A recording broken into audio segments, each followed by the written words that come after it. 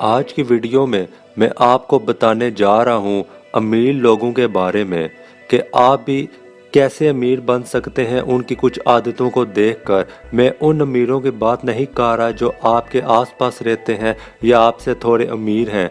मैं उन लोगों की बात कर रहा हूँ जो काफ़ी ज़्यादा रिच हैं।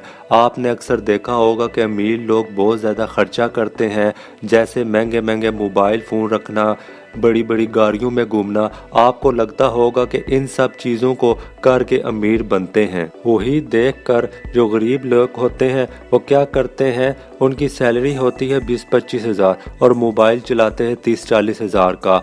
बड़े बड़े खर्चे करते हैं, वो भी कार लेते हैं, किस्तों में बाइक लेते हैं, बहुत खर्चा करते हैं फालतू का, और उनके पास आखिर में कुछ नहीं बचता। वो गरीब के गरीब रह जाते हैं क्योंकि उनको एक प्रिंसिपल नहीं पता होता कि अमीर आदमी जो स्पेंड करता है वो आपकी नज़रों में बहुत बड़ी अमाउंट है, लेकिन उसकी नज़रों में वो कुछ भी नहीं है। अमीर आदमी अपनी पूरी नेटवर्थ का 2 से 3% खर्च करता है सिर्फ इन फालतू चीज़ों पर, और आप अपनी पूरी नेटवर्थ भी खर्च कर देते हो। उसके बाद आप पर लोन भी होता है। जैसे कि मैं आपको बताता हूँ, अगर आप मलिक रियाज को देखें, मुकेश अंबानी को देखें, उनके पास हेलीकॉप्टर है, हेलीपैड है, महंगी महंगी गाड़ियां हैं, लेकिन अगर आप उन सब का टोटल भी करोगे ना तो वो उनकी पूरी नेटवर्थ के 3% भी नहीं है।